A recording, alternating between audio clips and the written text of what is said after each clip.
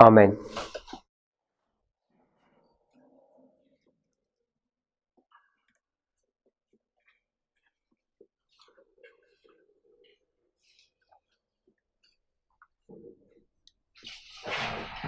We're trying to understand the relationship between progression, typology, and fractals.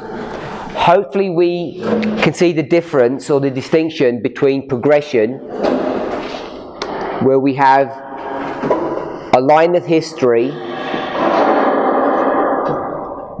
and in that history you get different events occurring, 1, 2, 3, 4 events, and each of these events lead you from one step to the next. There's separate, unique, distinct steps that take you from the beginning to the end.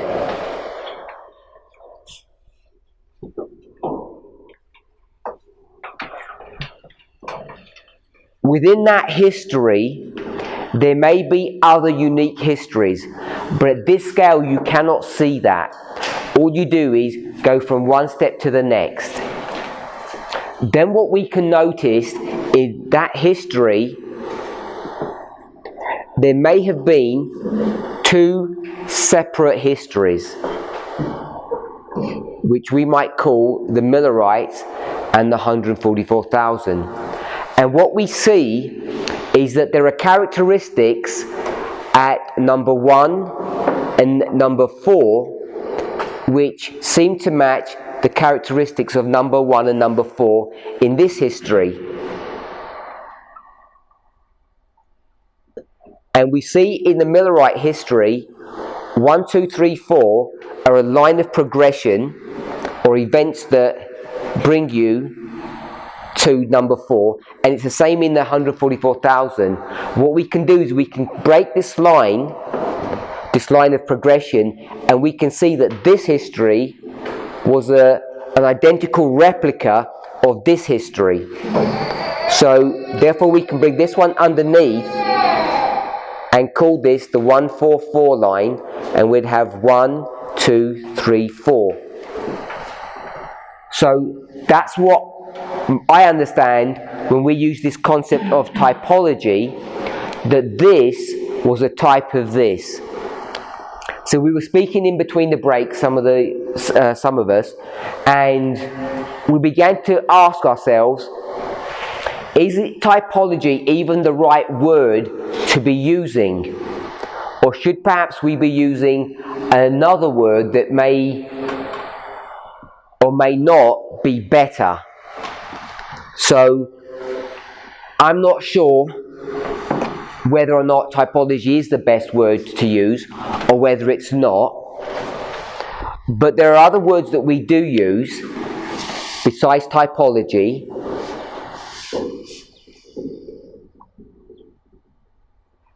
One word we use is examples. And I was mentioning that the Bible uses another word, which is ensample. I think they're different words. They're very closely related, and at one level they're the same, an ensample or an example. But my understanding of ensample, maybe we should look at that word.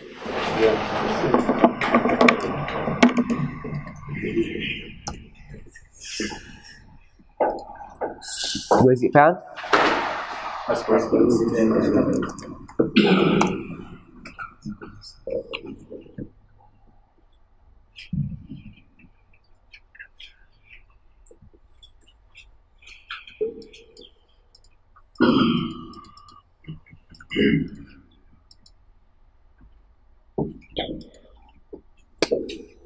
Now all these things happen unto them for ensamples, and they are written for our admonition, upon whom the ends of the world have come. Someone say something? 6 and 8. 6? Verse 6 and verse 11. Oh, verse 6 and verse 11, sorry.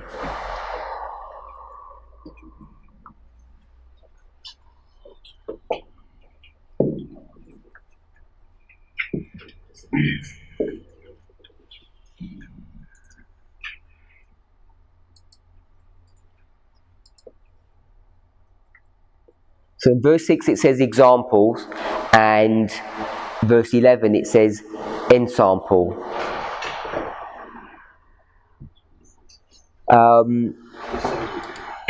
Sorry? It's the same Hebrew word. Greek word.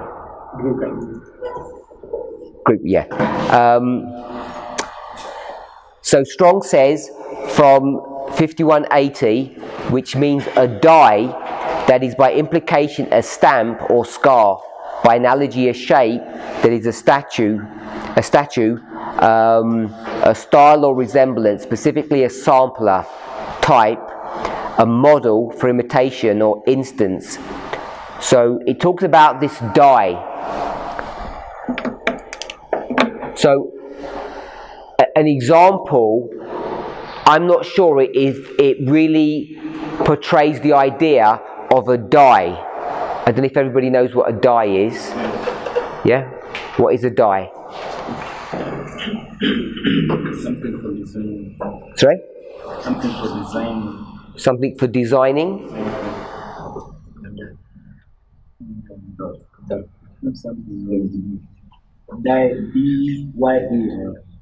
D-I-E. The one using tossing. Sorry? The 6 first cube. I can't hear you. The 6 first cube or what? The small like 6 first cube. This for playing. The singular dice. Oh no, not this. That's not what a die is. It's not a cube where you throw and it's got numbers. Isn't a die like, for example, if you had a white top and you wanted to puzzle it, would you use a die? No. From my understanding of a die, the one that I'm assuming is used here, for example, you wanted to use, let's say, certain cartons. So you first have to make a template that you can use now to press whatever you'll be cutting out the templates from. Yes. So this die, depending on the particular pattern it has, will produce exactly the same impression or cartons from the material that you have. So that's how I understand that. Anyone else? Just like you said, I think it is something used in engineering manufacturing. Yes. Like a template you form using to produce products. So it's an engineering tool, often to cut out a shape or to stamp a pattern on. And when you put it into this machine, which is a press, it stamps that pattern onto whatever the material is. It's normally sheet steel or something. It can cut it out or it can produce a pattern. That's what a die is. And it replicates it so it's always identical. And I think that is slightly different to an example, because an example doesn't have to be an identical replica. It could just be very similar to something, if that makes sense. I think there's a difference there. It's a die as when you strike something, a stamp or a scar, by analogy a shape.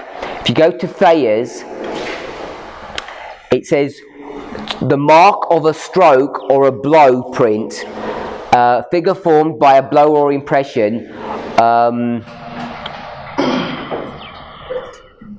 It uses the word number 4, an example.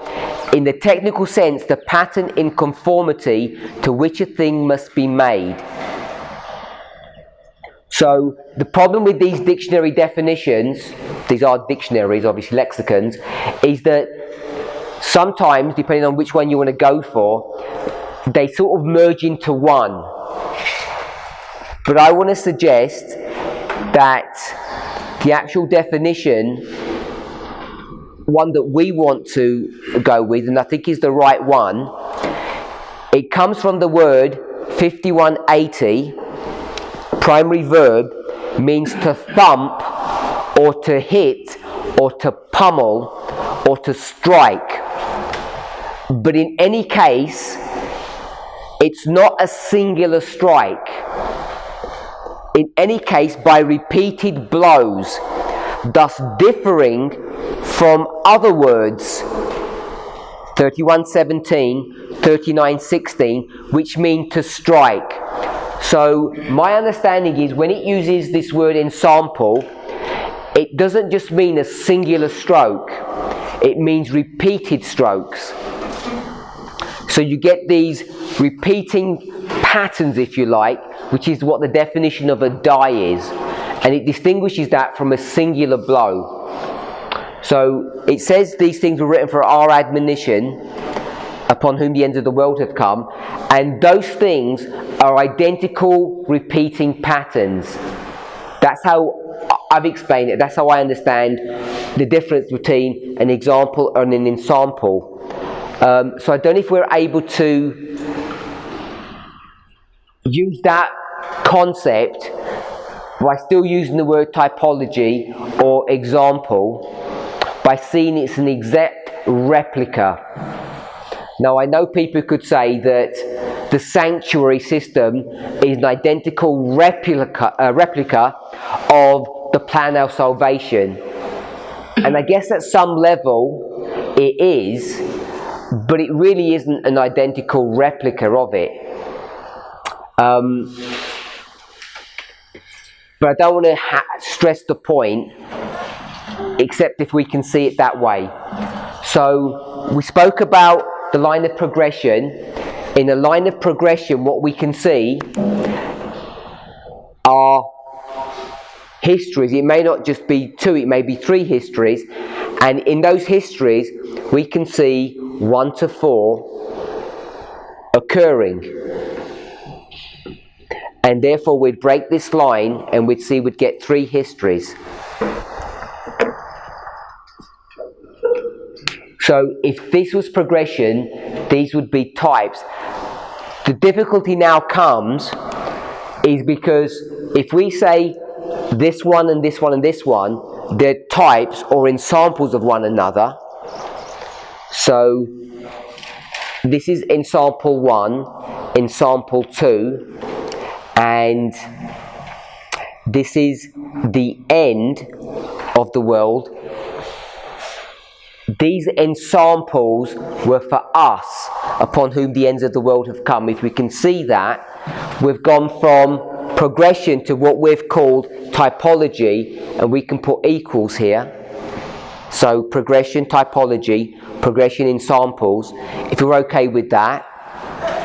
The problem that we have is where Brother Roberts was trying to introduce his thoughts, he's not here now, is that if this is a wheel and we say this is a wheel, we're saying what about these wheels? They're identical wheels. Progression and typology, progression and ensamples.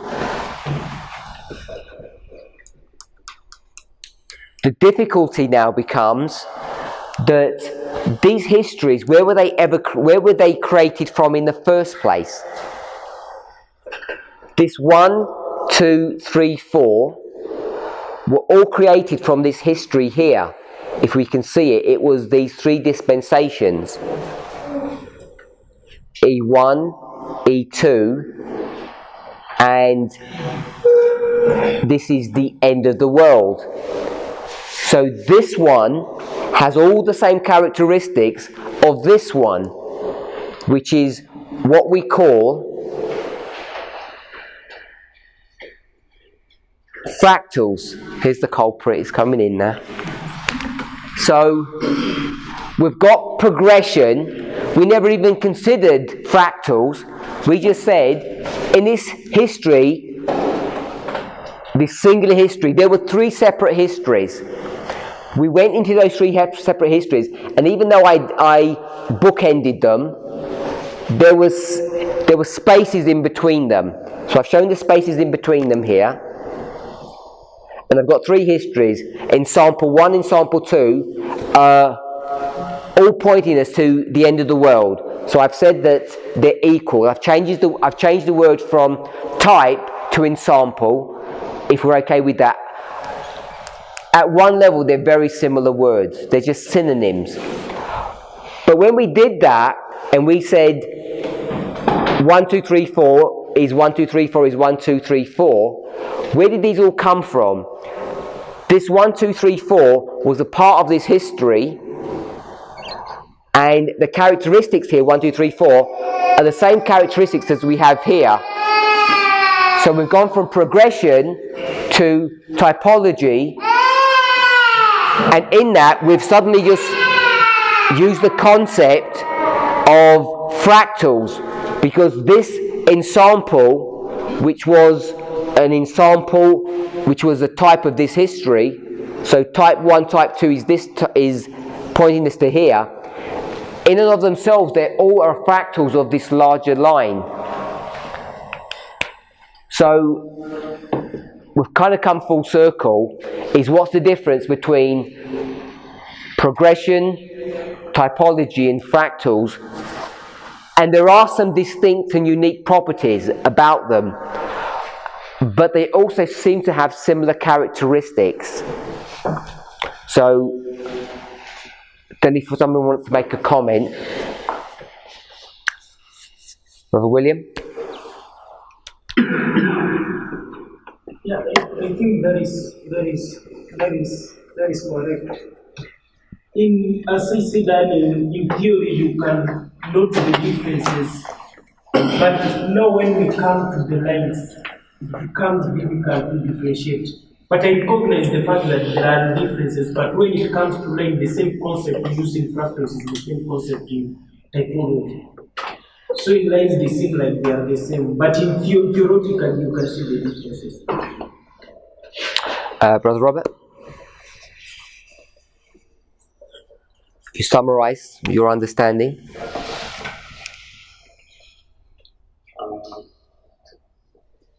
My understanding so far is I'm kind of leaning towards the fact that typology is the wrong one for whatever we are doing. But if you take those two lines that you have up there, Millerite 144, the same concept that you are applying there, if you come and apply it in one line, that concept is called fractals.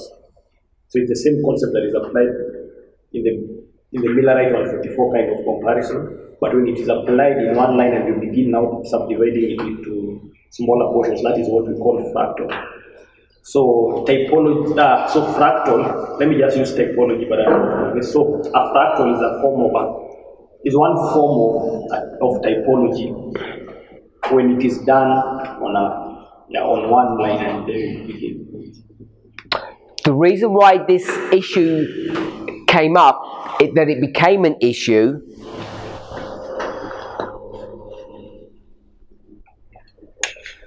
was because people were suggesting that 9/11, I'll put midnight here because that's the symbol that they were using, and we're using the word raphia, so we have an anchor point.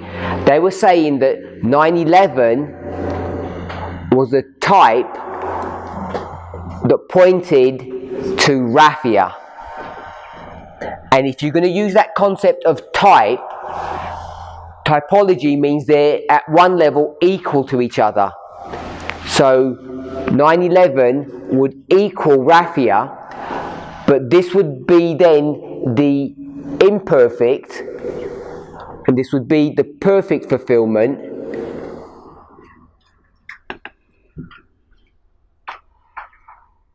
And when people start going down that route, that is not an accurate representation of what's going on in this history. This destroys the concept of harbinger, of a token, or a sign, if we can understand it that way. Because typology means they're the same thing, but this is not the real one. I don't want to call it fake, but it's not real, but this is the real one. This is the genuine thing, and this is not the genuine thing. That's what typology is portraying, which is why Brother Robert wants to shy away from this, the word even typology, because then we have to go back, say, to the line of Christ and say, well, those real things that were going on, or were they not real? Because if we start saying that they're types, we have to ask ourselves, what do we mean by that? So it becomes a problematic issue that we start having to use a language that we don't all fully understand or use in the same way to try and explain rules and principles that are hard enough themselves. You're frowning, Sister Emma. What's the problem? You see, they are types, and not so much. What you say they? What is the they? I don't understand you ask it with Christ-like, because when you're saying, are they real things? Even the types are real things, but they're still types. That's the whole point of doing mindful alignment. So we see characteristics in these things, which is saying exams, that's a type. That's an example. And so when you start talking about real and not real, I'm thinking, I don't really understand. And when you're doing that up there, I'm thinking, okay, it's almost like using the language of the midnight cry, true midnight cry. Okay, so what's the difference between what you just said and... Is 9/11 the type of raffia? No, I don't think so. But I think the logic of the fact that we have several fathers, we don't move on that way. No, I don't think it is. But when you were talking about Christ-like, I'm thinking, when you start talking about real and not real, I'm thinking, but if it was all real, then the whole point of us doing all these things is to get those characteristics out and see that we're repeating the same thing. It's a symbol for us, it's not the same exact event, it's the same characteristic that's real for them. So I'm struggling, and when you say that progression is about all of thought, it's progressive mind, you can't. Well, let's go one bit at a time. So this whole issue arises because I'm saying this is not a type of this. You assert to that you can't say 9/11 is a type. This is a series of progressive events that bring you down to this point. They're not types. 9/11 is not raffia. Then you said that typology is okay to use. Yeah. The AD 34 is a type of a Sunday law. Okay, so I'm just picking up on what she's saying. When you come to the types, anti-type, for example, you go to the sanctuary, we have a priest who is slaying a lamb, and that is something that is happening in real time. But that lamb which is slain is pointing forward to something else. So it is true that the type is normally real in that sense, but someone may also argue the fact that it is not real, and what he may be meaning by the fact that it is not real is the fact that it is pointing to something else. So I get what she's saying, but I think it depends with what you mean by real or not real. Okay, give us an example that you're suggesting is not typology, but has the same feel to it. So I used AD 34 with Sunday law. Is that type? Is AD 34 pointing to the Sunday law in the same way that the sacrifice of a lamb is pointing to the death of Christ? I don't think so. Sister Emma saying it is so, and you're saying it is not so. Yeah, I don't think so. So I think she'd agree with you that the lamb is not real. It has no inherent value to it, even though it got killed in real life. But it's pointing you to something else that is real. So why is 34 not the same characteristics? Because 34 has something inherently within it that is significant. It's a bit different from what you're saying about the lamb. The lamb has nothing inherently within it that is significant, just pointing to something else. But 34 AD was in itself a fulfillment of prophecy. It was something real that was happening. So that's why I'm saying when we do this line upon line, I don't think that for me typology type is the right word to you. I would say the other way, I'd say the lamb is more real than 1835. Because they have to bring a real lamb for their sins, they have to really do that. The lamb has to die. It's exactly the same characteristics as Christ, but then it's compulsory for them to do that. It's real for them as the death of Christ in that sense. Yeah, I agree with you about the lamb, but when it comes to the 34 AD and the Sunday law, for me, in my mind at least, it's different. I don't think typology is the right. You've got to get out of your mind and put it into her mind. That's anyone else? Did I see a distinction?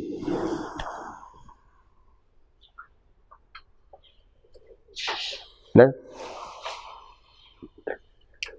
I think it's the same dilemma we get in when we talk about Raphia and Cranium, and we call it a harvest. Half is a close of progression, and in a close of progression, Michael stands up. But again, in the same line, just at the close of progression is where Daniel 12:1 is. So, how do you explain that? You want me to explain that? No, I'm not explaining. Yep. So, in trying to respond to what Sister Emma is doing, I'm thinking about the repetition of history. History 1 happens and then it's going to repeat, and then it's going to repeat in history 2. So, when you are approaching the repetition of history, is history 1 a type of history 2? I don't think so. And when we come into this issue of 34 AD and the Sunday law, what I see is that what happened in 34 AD will repeat itself at the Sunday law for another class of people, but at that level, I don't see it as a typology. Sorry? If it's not a typology, what are we doing with it then? Why are we doing anything with it? History is repeated. Wherever you want it to, but it's not a type. Into my mind. Because it depends on No, history repeating, we're looking for the way that history repeats and we can line it up. because it's a type for us. If it's not a type, it doesn't have any inherent meaning in it, then there's no point in lining it up. You know, what's the point of putting any grade next to ours if it hasn't got similar characteristics and becomes a type for us? See, it seems that they're all types. That's what we said about those people there, because they're their types. And then I think within that line, when we make a fractal, there's two groups in there which enables us to make that a type in a way. I don't know if you want to call it a type, but a fractal, I don't know if Robert's still saying it's different from a type, it's the same as a type. But it seems to me like we can now, you know, in the middle I introduce two groups and we run them up underneath each other and see 1, 2, 3, 4, 1, 2, 3, 4, so we split the line again. So, to me, that's all types. And when you say you can't do types in a progressive line, I'm thinking that's kind of being undone a bit, because we just split the line when we see license to do that and then do types. When you split a line, it's not a line. You say when we have progression, we can't do it. And you disagree with that. No, because when you have progression, you have one line anyway. So you don't disagree. You sound like you're disagreeing, but when I pin you down, you don't disagree. So you tell me the disagreement. Disagreement is in a progressive line, you've only got one. There's not a progressive line, it's just a line. A line of progression is. Can you have typology there? Wherever you stop that line, it's a progressive line. So the first one. If we have a line, can you have typology in that line?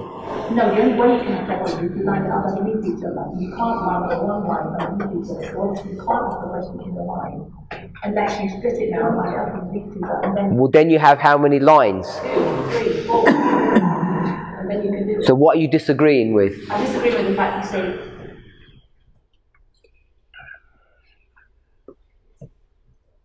the way it's worded is you can't do it, but then we do it. We don't do it. We get a pair of scissors and we cut a line. So I'm not saying you're not allowed to cut lines. I'm saying if you don't cut the line, you're not allowed to have typology. That's all I'm saying. If you don't cut the line, if you cut it, you can do what you want. So you have to have two things to compare. No? After I thought you disagree. I think I've given verses for them. On what issue?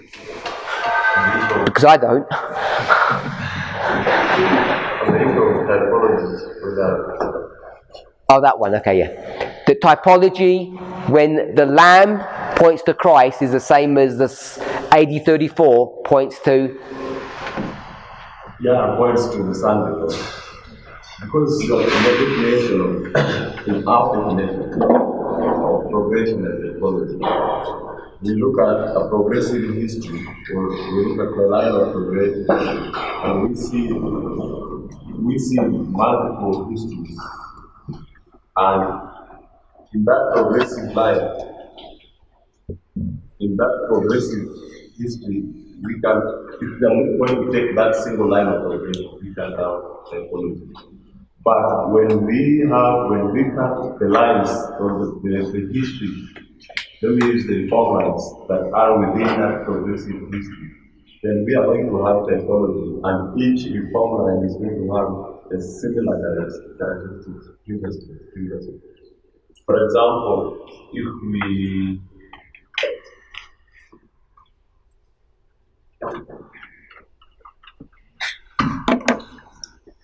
take the history of progressive history of the particular how many lines we have there? What I'm worried about your answer is that you keep on using the word progression, and she's not used that word. She's okay to put the issue of progression aside, and the question is whether typology is the same as repeat of history. So if you confine your response to typology and repeat of history, are they exactly the same thing? Not the issue of progression. To me, it's the same.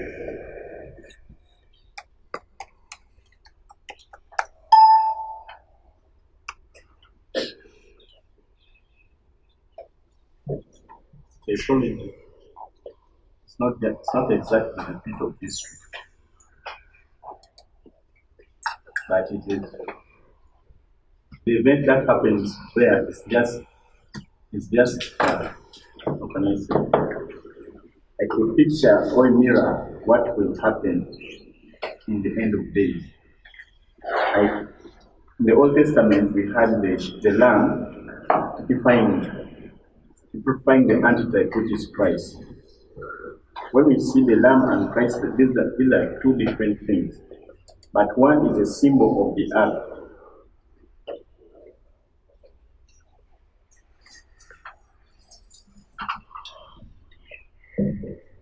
Did you hear any of that? You're saying one's a symbol of the other, I'm saying, is that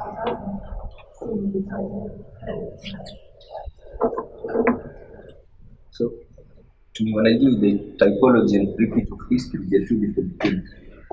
For example, my simple question is, when you look at the lamb that was slain in the sanctuary, each and every day, when you come to Christ now, the real lamb slain, which history do you see repeating?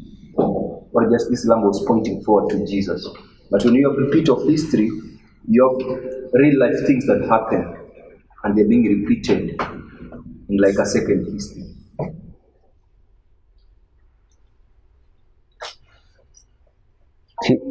She doesn't understand what you just said. I'm saying when you look at the lamb, like if you're saying typology equal to repeat of history. For example, take the lamb that was slain each and every day in the sanctuary. How do you see history connected with that lamb being repeated in the history of Christ?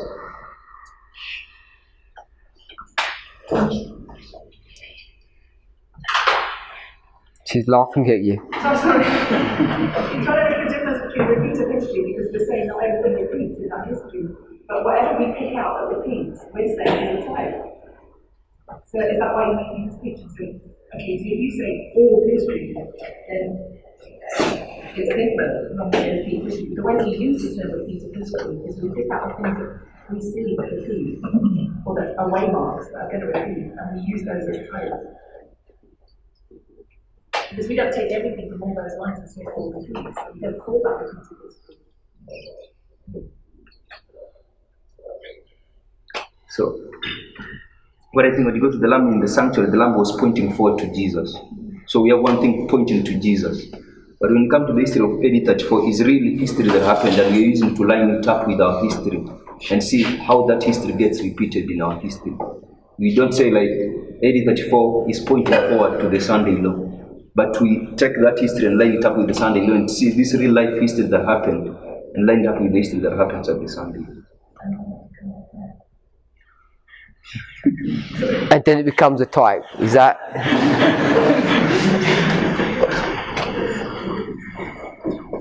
So, the story of the lamb, can it stand on its own 2 feet and end the story? Could it ever have the ability or power to do that? It would. The plan of salvation, could it ever in and of itself be the plan of salvation? No?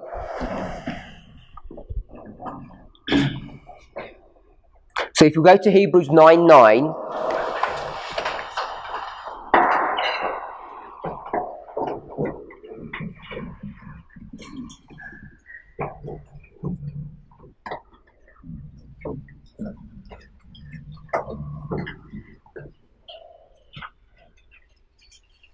go to 9:7. But into the second went the priest alone once every year, not without blood, which he offered for himself and for the errors of the people. The Holy Ghost thus signifying that the way into the holiest of all was not yet made manifest, while the first tabernacle was yet standing. So, whilst the first tabernacle was yet standing, the thing could not have been manifested, which was a figure for the time then present, in which were offered both gifts and sacrifices that could not make him that did the service perfect, as pertaining to the conscience, which stood only in meats and drinks and diverse washings and carnal ordinances imposed on them until the time of Reformation. So you know, whatever would have happened in that history, it could never have ended the story of the great controversy of salvation. Something else has to happen afterwards. So I think people are using the concept of typology in that strict sense here, that example can never complete the story. There has to be something else afterwards that this was pointing to. In a strictest sense, typology or an example. So the question is, when we go to reform line histories, do they have all of those identical characteristics? And the answer is yes or no. Sister Emma? Does every single history that we've had in the past, in and of itself, never have the ability to have finished the great controversy? That it, by definition, would have had to only have stood in that history, pointing to the final culmination, which is where we are today, just as this one was.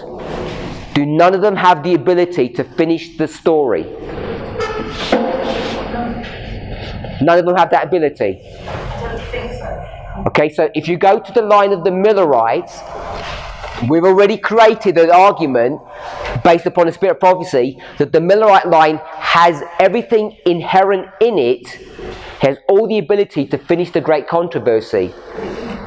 And therefore, if it did, therefore it's not it doesn't have the same properties or characteristics as the lamb that never had that ability, because it could never purge you of your conscience.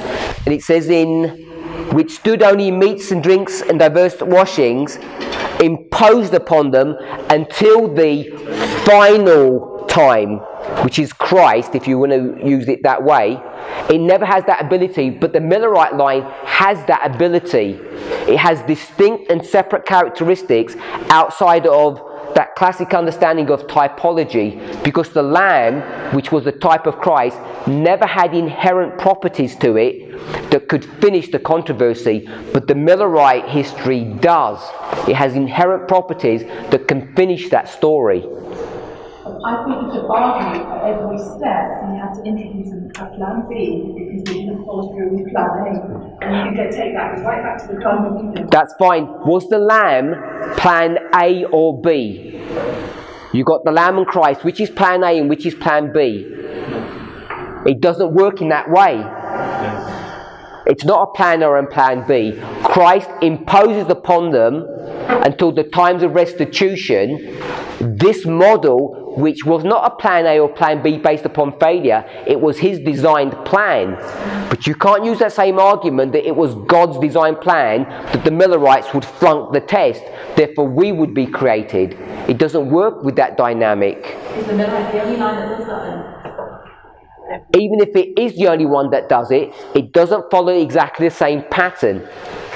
Even if it's the only one that we had, it's not going to be your defense. But I would say that all the lines, apart from the line example we're using, all the lines could have finished the work if they'd been faithful. If they'd been honest, the Messiah would come a lot earlier, the whole plan would have been destroyed. Every generation from the Messiah was coming in their generation. If you use that argument, And it was disobedience. if you use that argument about disobedience, it's not the same argument as the Lamb and Christ, which was the argument that you used about typology. No, that's the only one you can say that with. It's only them. No, I'm saying that is typology. What is? It's not typology. I'm not saying it was. I'm saying you use that as leverage or your argument to say that history repeating is also typology, because the history of the Millerites points to our history, and it's not the same dynamic. It doesn't have the same inherent properties, because the Millerite history is genuine history that stands on its own feet, that can complete the work of salvation, and the Lamb could never have done. And the argument that you put forward is the reason why the Millerites don't become that is because they're failure. But that doesn't work with the same model of the Lamb and Christ. The Lamb model doesn't complete the plan of salvation because lambs are unfaithful, or people don't kill lambs properly, or they don't construct the temple properly. No, I see that. So it's inherently different to repeating histories. And I think I agree that the Lamb is the only scenario, because all the histories repeat the same thing. So I don't know how that actually affects the model. Because you use the model of Lamb and Christ as your argument to say that is clear typology, and Millerites and us are clear typology, but they don't have the same inherent properties. But yeah. I'm sure you. But anyway. But you use it as your defence. I picked up that the Lamb is more of a type than what you were saying about being before. That was where the Lamb came from. I think we used to like this one. I don't know if that makes any difference to the entire argument about types. I can see what you're saying there is that could never fulfill. Could the history of Christ ever have fulfilled the plan of salvation?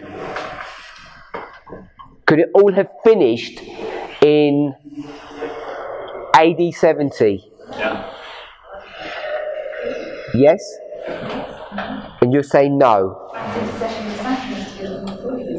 Sorry? Because it hasn't gone, you mean, I'm saying, so it could have gone from a photo.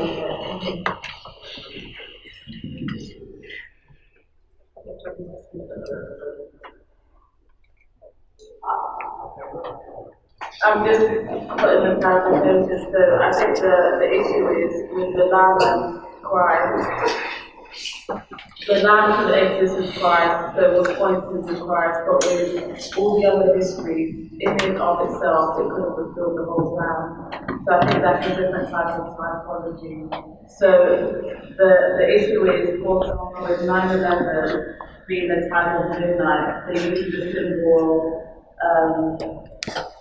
what's it called? The Lamb and Christ, but that's a different typology to say that 1834 is the Sunday Lord.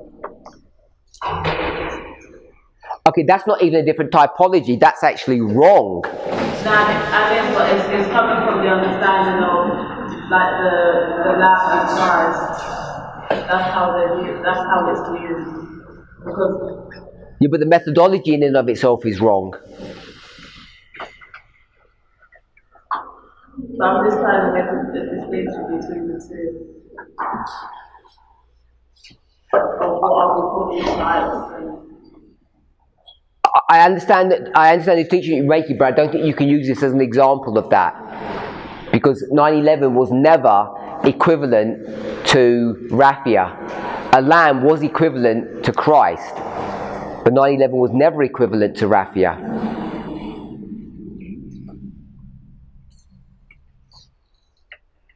Are you understanding my thought? Yeah, but you said that's the lamb and that's Christ. No, I'm saying that's probably how people were viewing it to get to that conclusion. Which we know is wrong. Yeah. Okay.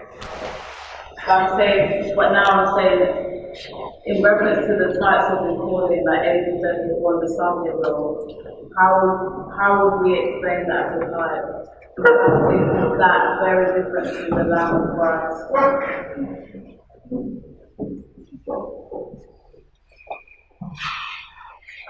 I think there seems to be at least some acknowledgement of some parts that the way we're using type is loose. Maybe we need a stricter definition. Maybe we don't. Maybe it's okay to use this relaxed language as long as you all understand what it means. Sister Emma's saying it's okay to use typology, it's a good word, it all works fine. Brother Robert saying, no, we need to have a new word because typology isn't the right word to use. Yeah, because I think I'm saying it's probably not the right word to use, because using that example, 8034 is not pointing to the Sunday law, but we're taking characteristics, and that's how we can address it to be the Sunday law. But a type has to point to something. It has to be like a foreshadow or something else. I think just the thing in my mind is that, because it's leading to the thing that you said about false and true, but I'm thinking like 8034 was true and Sunday was true. So if you have two things will put it aside. Sister Emma says yes. Brother Robert says no. Brother William?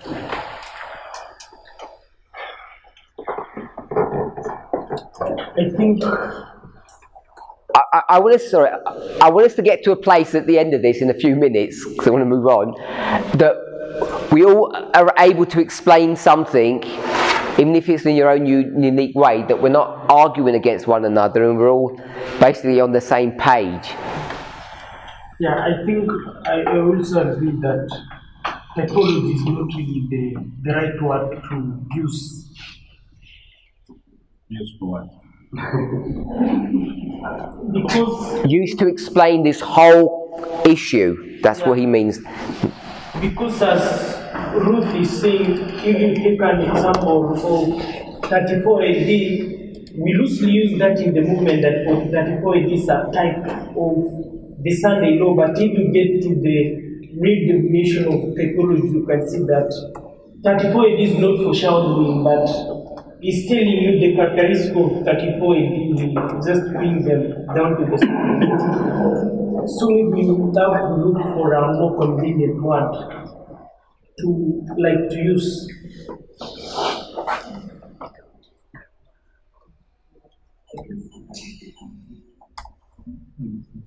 Anybody want to make a comment?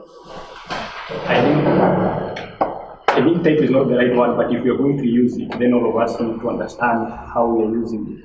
Because changing the whole, we may not get another word for what we have, but if we're using typology, we need to understand what we mean by typology, because it's not, the strict definition of typology is not what we are doing. Brother Kefis? I think I'm beginning to see what Robert is saying.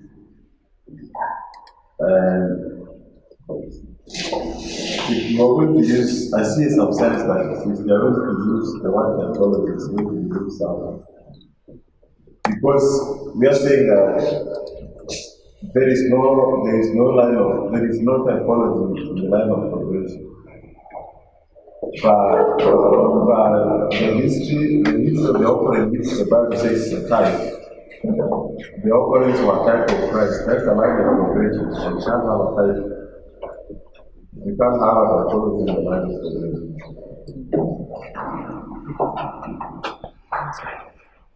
Sister Emma?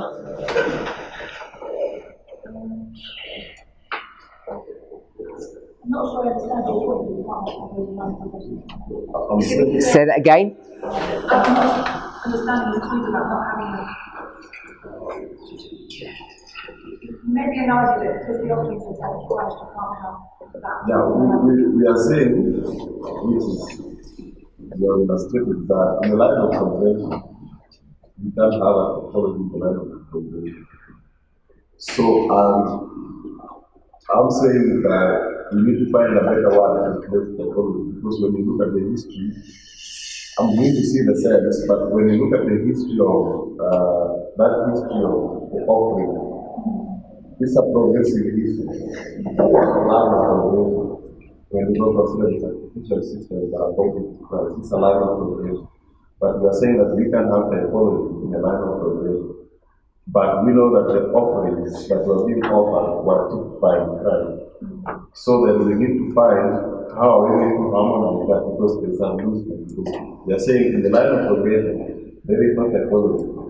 But in the line of the offerings of pointing to Christ, it's a line of progression.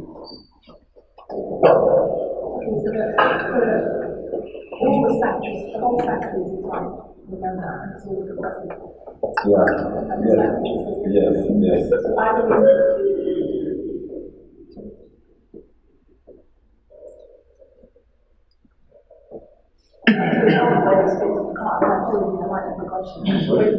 either we're wrong in the way of stating that because we cut the lines when we do that technology. Yeah.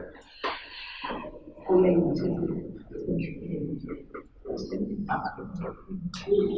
Sorry? sorry, I'll just think about that a bit more. Brother William? Yeah, so maybe this one can at least bring clarity in my mind. For instance, if we go to Middle history, we teach that 1863 is the second coming. When we say 1863 is the second coming, we mean it is some type 1863 is pointing to the second coming, or 1863 and the second coming. 1863 is going to repeat in the second coming. What exactly do we mean? My understanding is, when I've introduced that idea, is if the Millerite line had come to its completion, 1863 would have been the second advent. Now that didn't happen, 1863 was not, there wasn't something happening in 1863 that was a type of the second advent. I'm not suggesting that. I'm saying if you had drawn out the line of the Millerites, I've developed a logic, whether people agree with it or not, the 63 would have been the second advent. That's how I've understood that. So I think then the way we use typology is different from the real meaning of it. I don't think in the movement when we say 1844 is a type of the close of probation, we mean it for shadows. I think how we use it is that we mean that 1844 is a close of probation, as in it has the same characteristics. That's why I'm saying it, we use it in the meaning. We don't use it to mean for shadow. When I understand it well. Okay, maybe you can No one can hear you. I'm saying Dempsey uses that word typology, and he says that when you use typology, it is that prophecy is not perfectly fulfilled, but it is symbolizes something that will be perfectly fulfilled. That is FSDA 19.2. So, can you read that? It says, in prophetic interpretation, Miller also used the principle of typology, employing it to bring out the fuller import of a text. He rationalized such methodology through the following reasoning. Prophecy is sometimes typical, that is, partially fulfilled in one event, but completely only in the last. Such was the prophecy concerning Isaac, partially fulfilled in him, wholly so in Christ. Likewise, the prophecies concerning the Jewish captivity in Babylon and their return are only partially accomplished in the history of those events. The description of these things in the prophecies are Likewise, the prophecies concerning the Jewish captivity in Babylon and their return are only partially accomplished in the history of those events. The description of these things in the prophets are so august and magnificent that if only applicable to the Jews' return, the exposition will be weak, inefficient, and barren. Therefore, I humbly believe that the exact fulfillment can only be looked for in the captivity of the church, destruction of mystical Babylon, and final glorification of the saints in the New Jerusalem state. What does that mean?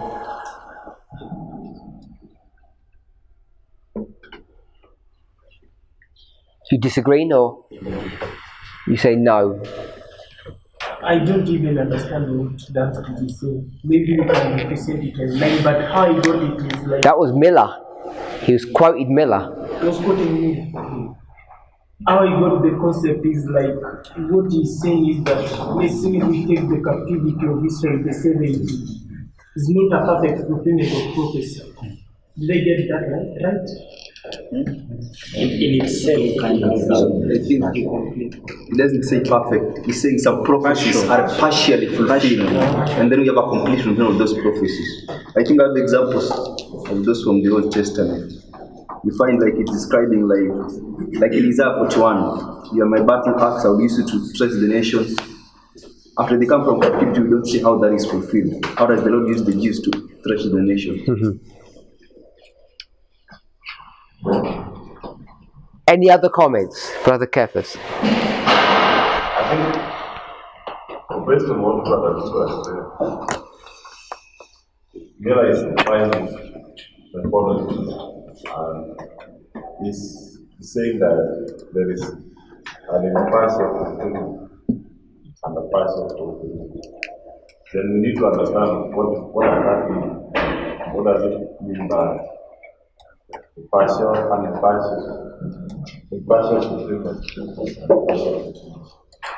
And I believe it will have a correct understanding of the environment the following. And I'm going back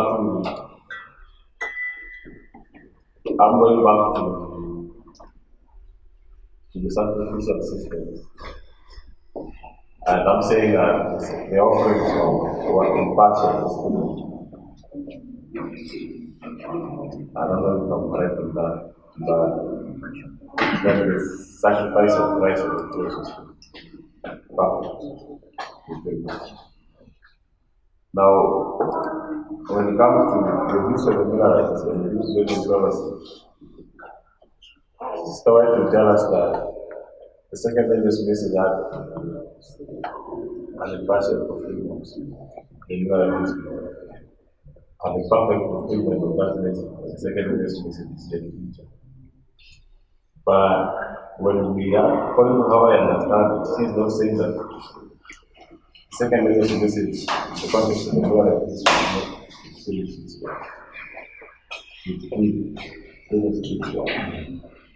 So we need to delve deeper into understanding of what the partial and impartial, for example, the prophecy is that one. Then we can be able to define what typology is. Because according to me, we're not going to have typology, then we have a main partial and partial fulfillment, and there is a partial fulfillment. Brother Paul? So when I really understand that word of Mila, so Mila has to do that. Isaac referring to Christ, that the way to understand the promise when we are given to Abraham about seed, and in Isaac to be a seed. But say that seed is going to be Christ to be a real seed. And then you compare 70 with 60. And when I take my mind back to the tithe or any type lamb, you see that mystery of typology or tithe, you see that there's a progressive work as brother Abel was saying before. That you see that the lamb and then the whole place, and then the Day of Atonement. So when it comes to the line of Christ, the antitype, we see that all that go progressively, begin from cross until the time that we are living in. So I really need a help on that, because like seed and seed, is Isaac a type and Christ the antitype, or what did Miller want us to understand? Isaac and Christ. We've run out of time.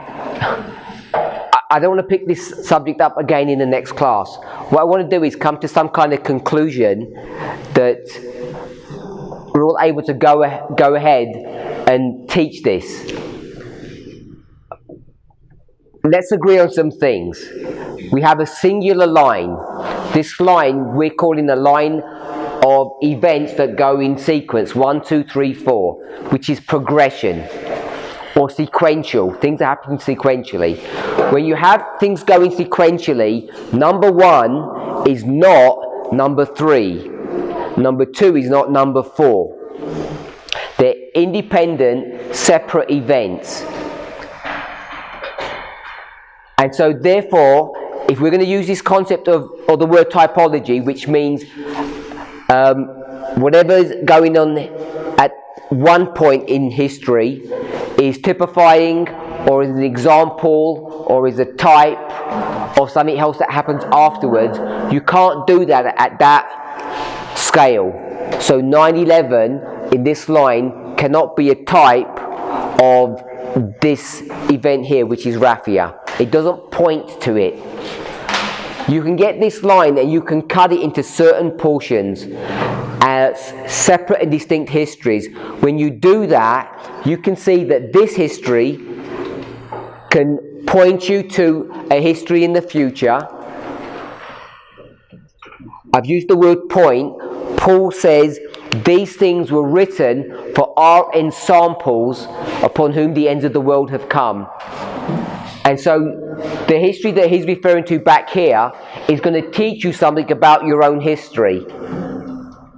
Whatever word we want to call that, this history teaches us about this. And the way it teaches us is by seeing characteristics of what happened here, and then you can see that they're actually being fulfilled, or they're happening again here.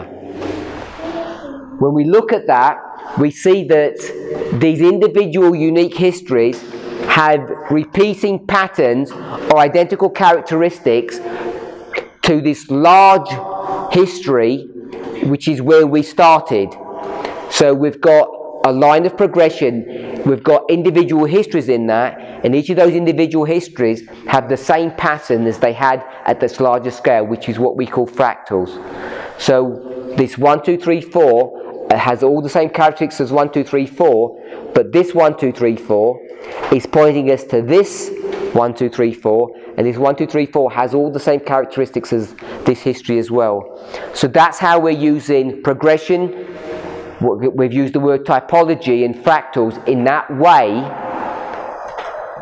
Whether or not we're using the word typology in its strictest definition, or whether we could go to a dictionary and it gives 4 definitions and one of them sounds very similar to ensamples, or another word that we might use, I'm hoping that we're all saying or seeing that we can line up AD 34 with the Sunday law. If you want to call that a type, or you don't want to call that a type, we agree that that's how you're supposed to line that up. And that you can never get 9/11, cut this line and make it line up with Raphia. Unless someone could show me how you do that, and who are the generation that you're referring to. I don't believe you can go ahead and cut this line to do that. So whether or not we can all come to the same place to say that the example of the Lamb and Christ doesn't have, or does have, all the same characteristics as AD 34 and the Sunday law, we agree how we would be using those things. That we would say the Lamb equals Christ, the AD 34 equals the Sunday law. I think we're all using that in the right way. Perhaps we're not using the right word to do that. Maybe it's a limitation of our understanding of the English language, or maybe the English language is broader than we are giving it credence, and one person can say it's typology because they can go into the word typology or type, and they can see one of the definitions of type, according to Webster's, is stamp, and we saw one of the definitions of ensample is stamp, and ensample may be not exactly the same word as type, but it has this overlap when you go to synonyms. So I don't know if we're becoming too critical of how we're using these words, and I guess I'm probably not finding it overly helpful that I can't see we're coming to a conclusion by saying whether it's a type or not, because we don't even have a proper substitute word unless we're going to start using the word ensample. So I don't know if sample is direct equivalent to type. It's a synonym, but synonyms are not direct equivalents. They have similar characteristics, but they may not be exactly the same word. So maybe we're treading on people's consciences when we're trying to force people to say, you're not allowed to use the word type, you have to use another word. And if the other word is ensample, then we'd have to show that a lamb is not an ensample of Christ.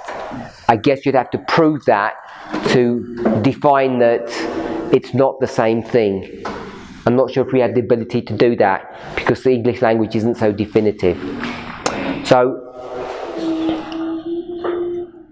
at least we've got to the place where we can hopefully all agree what a progression is, what we'll call a type is, and what a fractal is, and how we're supposed to use them. As soon as you get fractals, the use of fractals has very similar characteristics to what we would normally call typology or these ensamples. Let's pray.